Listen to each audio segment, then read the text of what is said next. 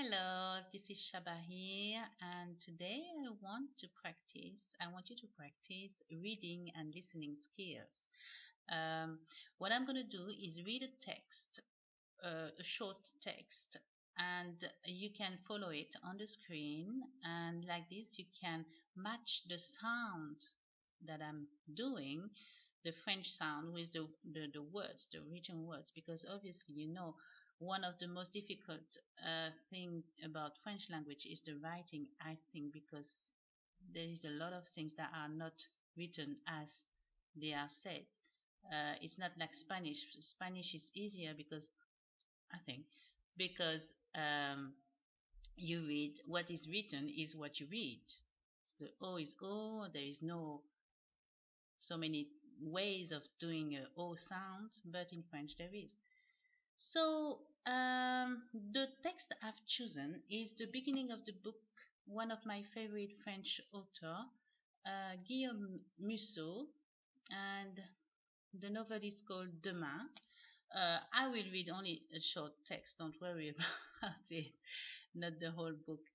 And so I want you to listen to my voice and read along at the same time I am reading it. And also, if you want to practice your reading, you can pause the video and read each sentence after I did it.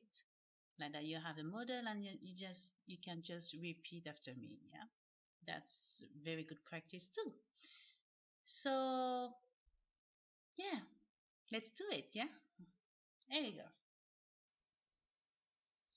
So, Guillaume Musso, roman Demain. Première partie. Le hasard des rencontres. Premier jour. 1.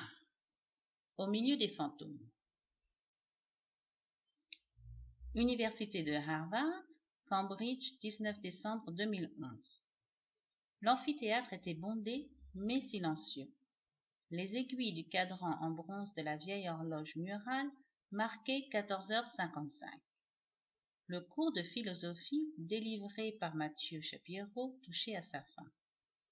Assise au premier rang, Erika Stewart, 22 ans, dévisageait son professeur avec intensité. Depuis une heure, elle cherchait sans succès à capter son attention, buvant ses paroles, hochant la tête à chacune de ses remarques.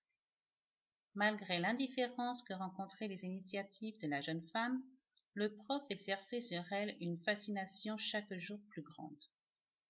Son visage juvénile, ses cheveux courts et sa barbe naissante lui donnaient un charme indéniable qui suscitait beaucoup d'émoi parmi les étudiantes. Avec son jean délavé, ses bottes en cuir vieilli et son pull à col roulé, Mathieu ressemblait plus à un étudiant postgraduate qu'à certains de ses collègues à l'allure stricte et austère que l'on rencontrait sur le campus. Mais davantage que sa belle gueule, c'était surtout son éloquence qui faisait sa séduction.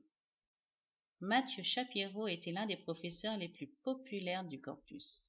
Depuis 5 ans qu'il enseignait à Cambridge, ses cours passionnaient chaque année de nouveaux élèves. Grâce au bouche à oreille, plus de 800 étudiants s'étaient inscrits ce trimestre pour suivre son enseignement, et son cours occupait à présent le plus grand amphi de Sever Hall. I'm gonna stop here because it's the beginning. We're doing that. Maybe later we will do longer texts. I hope you enjoyed that and practice. Rewatch the video again and again and again and again.